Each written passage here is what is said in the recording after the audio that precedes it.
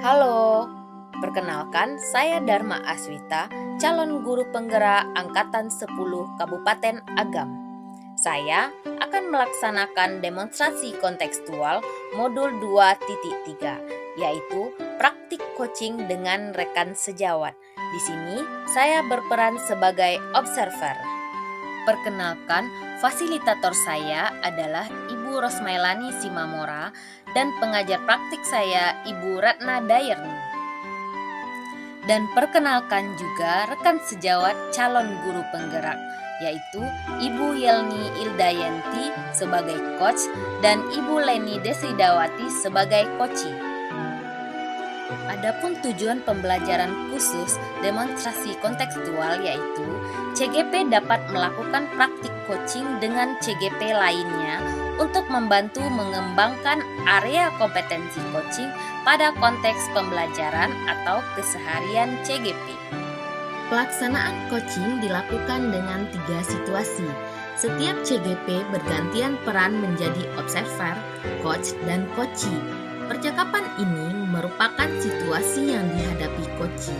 Situasi ini dapat mengenai pembelajaran maupun personal coaching. Selamat menyaksikan. Assalamualaikum warahmatullahi wabarakatuh.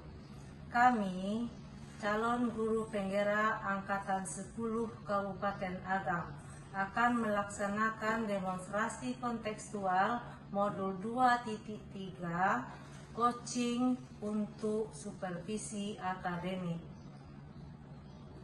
Bersama saya Yelni Ildayanti dari SD Negeri 15 Parit Panjang. Saya Leni Desidawati dari SMA 3 Lubuk Basu. Dan saya Dharma Aswita dari SDN 04 Sikabu.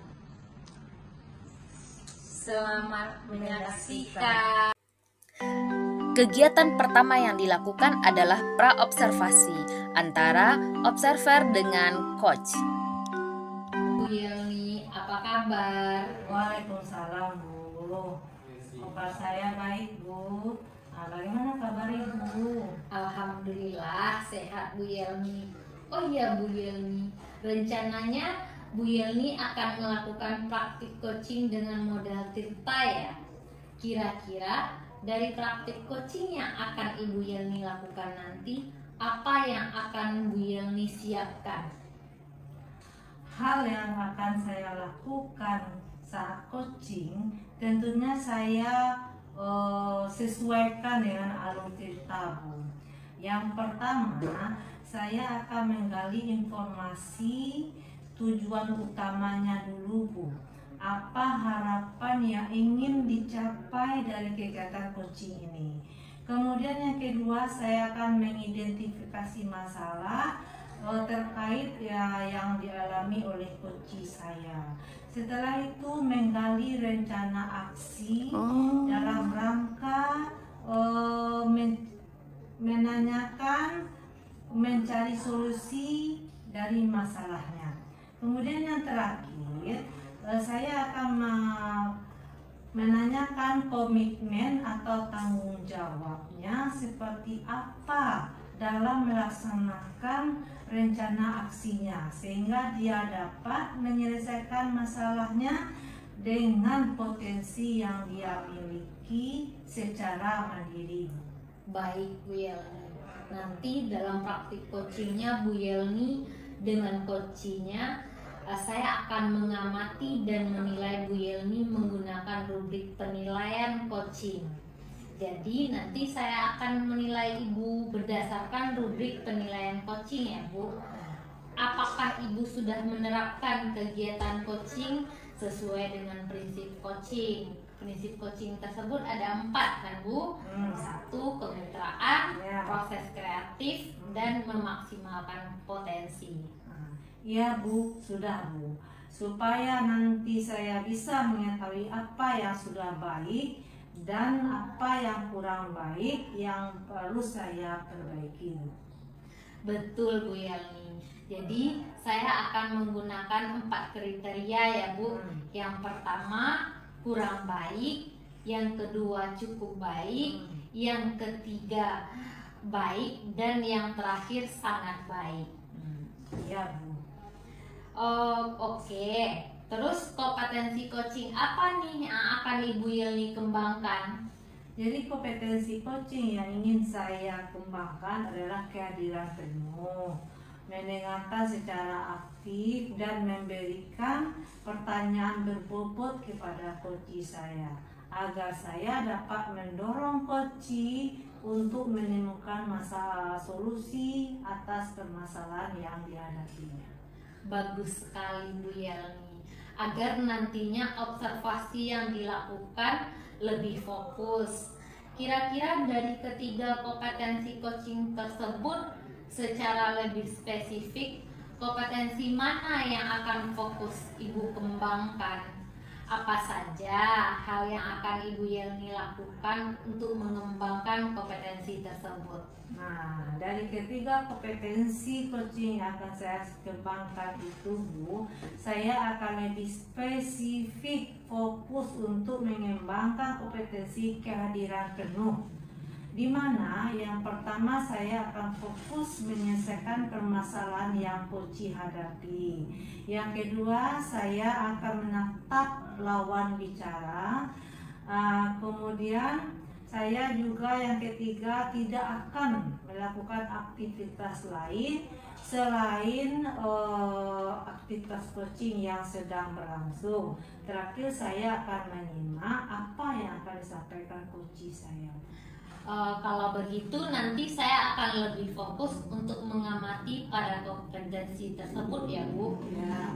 Kira-kira apa indikator keberhasilan dari tujuan pengembangan yang diinginkan oleh Ibu Yelni? Nah, indikator keberhasilan dari kegiatan coaching ini adalah coach mampu menyelesaikan permasalahannya berdasarkan pemahaman, kemampuan dan kompetensi yang dimiliki. Seorang coach dikatakan berhasil melaksanakan coaching jika coach mampu menggali ide dan potensi coach dengan baik tanpa memberikan bantuan ide atau solusi dari permasalahannya. Baiklah Bu Yelni, kalau begitu kapan kegiatan coaching ini akan Ibu Yelni laksanakan? Jadi Bu, kebetulan hari ini saya ada janji dengan coach Bu.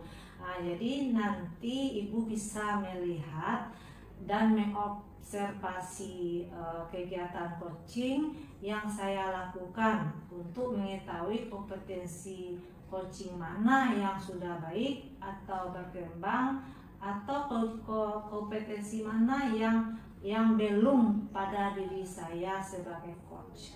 Siap Bu Yelni. Setelah saya mengamati percakapan Bu Yelni dengan coach, nanti saya akan menyampaikan ketercapaian dari pengembangan kompetensi coaching yang Ibu Yelni harapkan. Semangat Bu Yelni, semoga berhasil. Terima kasih ya Bu. Sama-sama. Kegiatan selanjutnya adalah saat observasi, yaitu praktik coaching antara coach dengan coachee dan observer sebagai pengamat. Assalamualaikum warahmatullahi wabarakatuh. Selamat sore Bu Eni. Waalaikumsalam warahmatullahi wabarakatuh. Sore Bu Yani. Bagaimana kabar Ibu hari ini? Alhamdulillah sehat Ibu. Ibu gimana? Apakah sehat? Alhamdulillah sehat. Bu, boleh saya minta waktunya sedikit untuk bercakap-cakap? Boleh nih. Apa nih yang mau Bu Eni sampaikan dalam percakapan kita kali ini? Begini Bu, ada beberapa siswa saya yang tidak termotivasi dalam untuk mengerjakan tugas-tugas yang saya berikan. Ya. Padahal tugas-tugas itu bentuknya sederhana dan mudah dikerjakan. Siswa kurang termotivasi dalam mengerjakan tugas. Kalau begitu, apa tujuan yang Ibu Leni harapkan dari percakapan kita kali ini? Saya berharap Bu, pembicaraan kita ini bisa mendapatkan solusi bagi saya untuk menyelesaikan masalah ini. Baiklah Bu, terima kasih ya sudah mau berbagi. Pantaslah kelihatan Ibu sedang ada pikiran. Memang ada yang pikirkan ya Bu. Nah, untuk itu, menurut Ibu Leni, apa ukuran keberhasilan yang Ibu inginkan?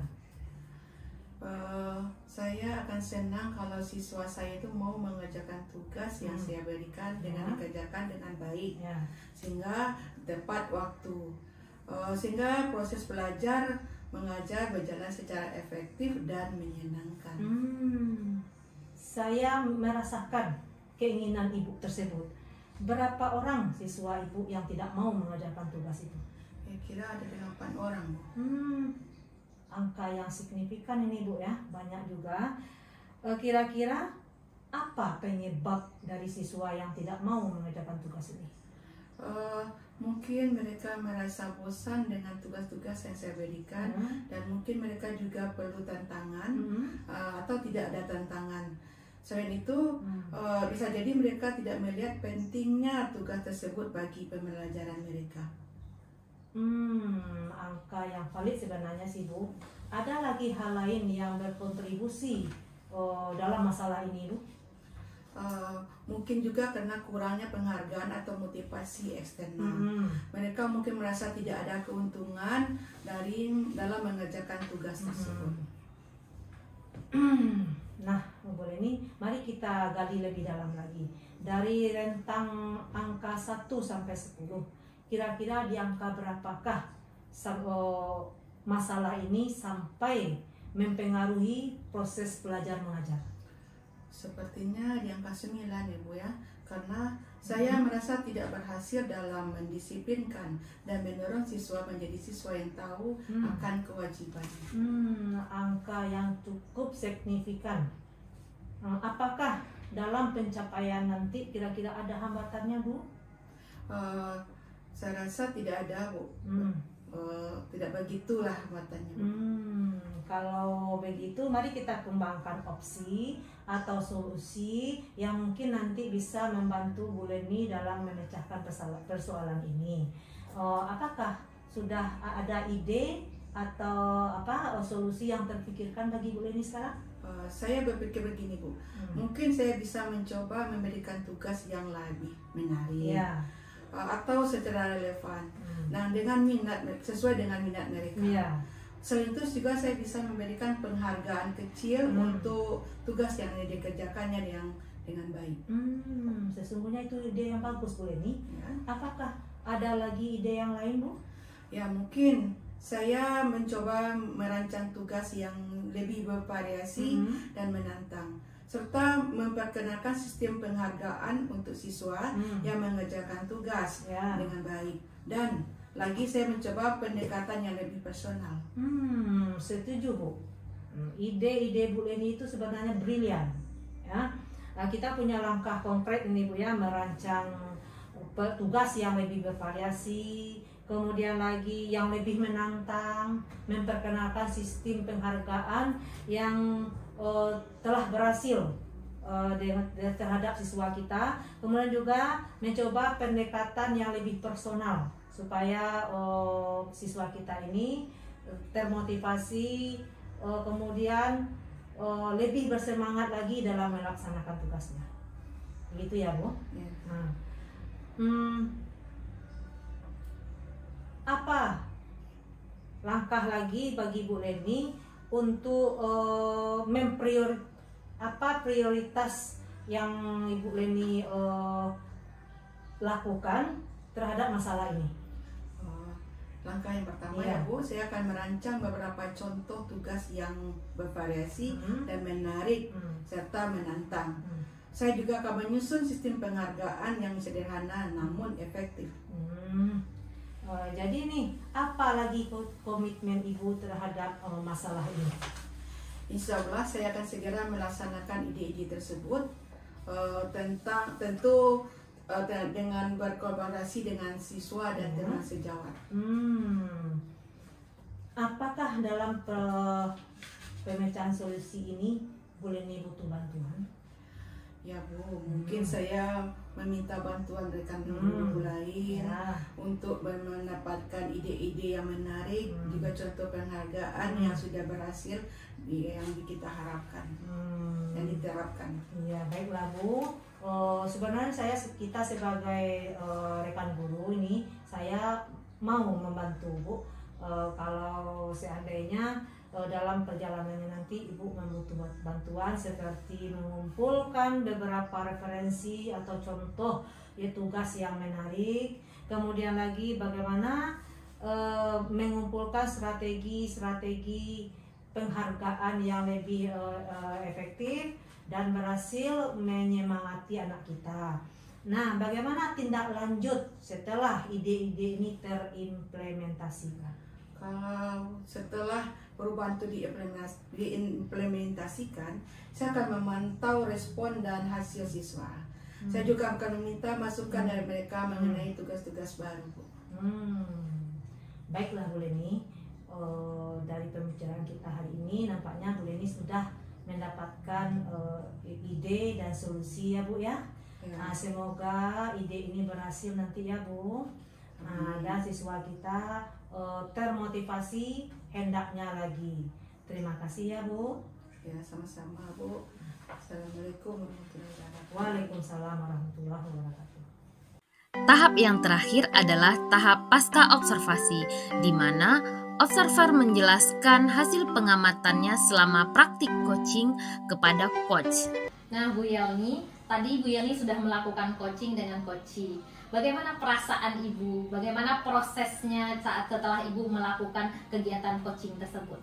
Alhamdulillah lega Bu, senang Bu dapat membantu teman dalam menyelesaikan masalahnya, dalam menggali potensi yang ada pada dirinya Bu. Alhamdulillah. Kalau begitu langsung saja kita bahas dan analisis dari apa yang sudah Ibu Yelni laksanakan tadi terkait dengan ketercapaian pengembangan kompetensi coaching yang sudah Ibu Yelni sampaikan pada awal pra-observasi ya Bu.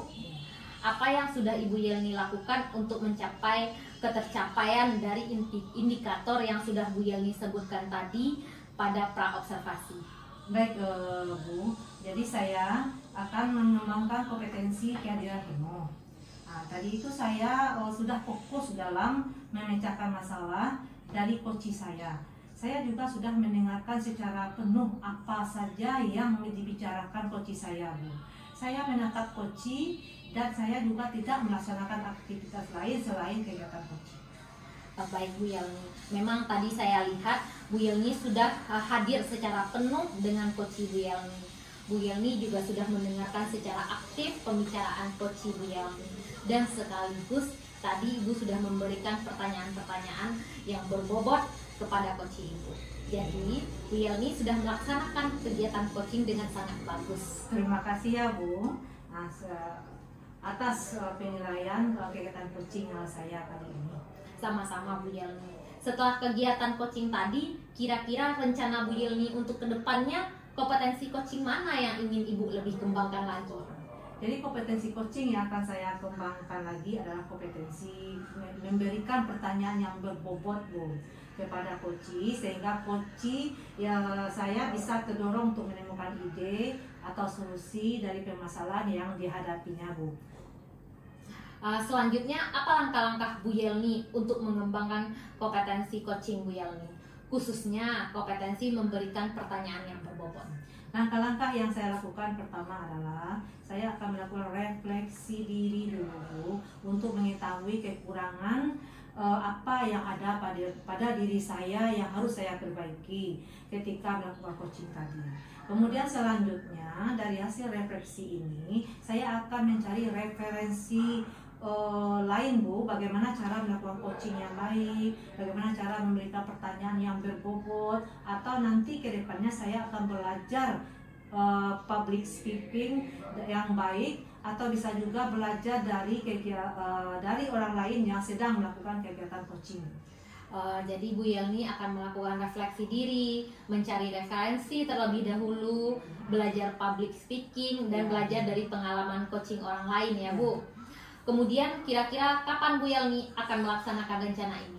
saya rencananya akan melaksanakannya secepatnya Bu, seperti mencari di Google, YouTube atau media lainnya, kemudian mengikuti kegiatan public speaking begitu ada waktu longgar dan ada yang menyelenggarakannya. Jadi kapan Bu Yelni akan melaksanakan praktik coaching lagi? Insya Allah kalau ada teman yang minta untuk coaching.